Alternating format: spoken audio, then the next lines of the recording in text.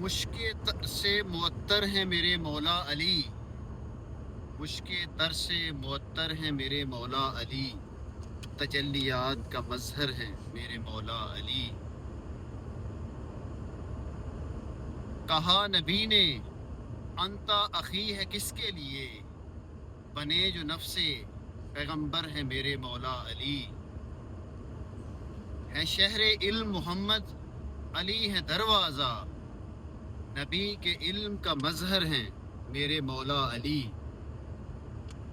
رانا صاحب، جیسا کہ مولود کعبہ ہے تو میں چاہوں گا کہ اس دن کی اہمیت اور اس ہستی کی اہمیت آپ دوستوں کو بتائیں، کیونکہ بہت سارے لوگ جو ہیں ان کے علم میں نہیں ہوتا اس دن کی اہمیت اور اس ہستی کی اہمیت۔ تو اس دن کے حوالے سے اور اس ہستی کے حوالے سے آپ کوئی پیغام دیں۔ بسم اللہ الرحمن الرحیم۔ اشتیاق صاحب، جیسا کہ آپ کو معلوم ہے کہ 13 رجب حضرت علی رضی اللہ تعالیٰ عنہ کی ولادت کا دن ہے۔ آج کے دن کی اہمیت 2-3 وجوہات کی وجہ سے بہت زیادہ ہے۔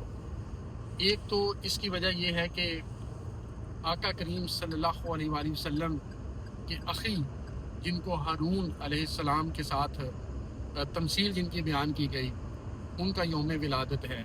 پھر میرے اور آپ کے مولا، جن کے متعلق آقا کریم صلی اللہ علیہ وآلہ وسلم نے غدیر خم کے مقام پر فرمایا کہ من کنت مولاہ فہذا علی مولا، ان کا یوم ولادت ہے۔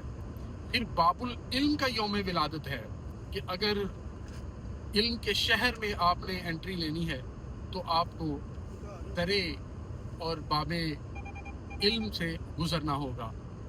تو پھر اس ہستی سے جو فیض اور فیوز اہل علم نے، اہل تصوف نے اپنے سینوں کے اندر سمویا اور پھر اس سے عام لوگوں کو معطر کیا اور عام لوگوں کو سیراب کیا، وہ اس کی جا بجا ہمیں جو ہے وہ مثالیں ملتی ہیں اہل علم کے کلام کے اندر، جیسا کہ علامہ اقبال رحمۃ اللہ علیہ ببانگ دہل اپنے کلام کے اندر اس بات کا اظہار کرتے ہیں کہ از ولائے دود مانش زندہ ام، در جہاں مثل گوہر تابندہ ام، کہ اے لوگو، میں اہل بیت کی محبت سے زندہ ہوں، یعنی میری زندگی کا تسلسل محبت اہل بیت ہے، اور میں اس دنیا کے اندر جو گوہر کی طرح چمک رہا ہوں تو یہ فیض باب العلم ہے اور فیض مرتضوی ہے۔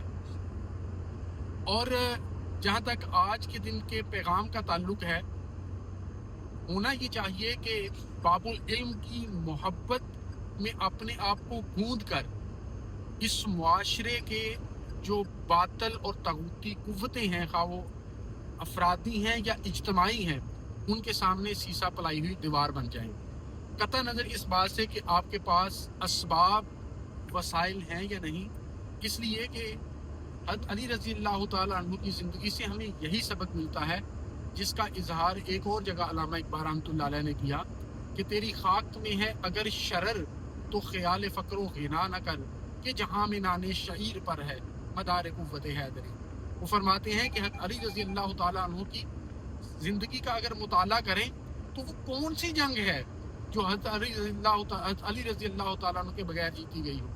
وہ کون سی جنگ ہے کہ جس کے اندر کفار کے سب سے بڑے جو اپنے آپ کو قوی سمجھتے تھے وہ سامنے آئے اور حضرت علی رضی اللہ تعالیٰ عنہ ان کا کلاکما کر دیا، جبکہ دوسری طرف ان کے گھر میں ہم دیکھتے تھے تو جو کی روٹی پکتی تھی۔ وہ کون سی چیز تھی کہ جو کی روٹی کھانے کے باوجود آپ کفار کے لیے ایک خطرے کی علامت تھے؟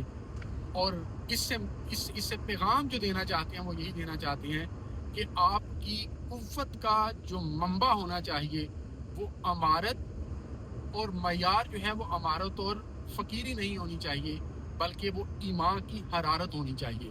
اگر آپ کے اندر ایمان کی حرارت ہے تو آپ ڈٹ کر تمام باطل طاغوتی قوتوں کا مقابلہ کر سکتے ہیں۔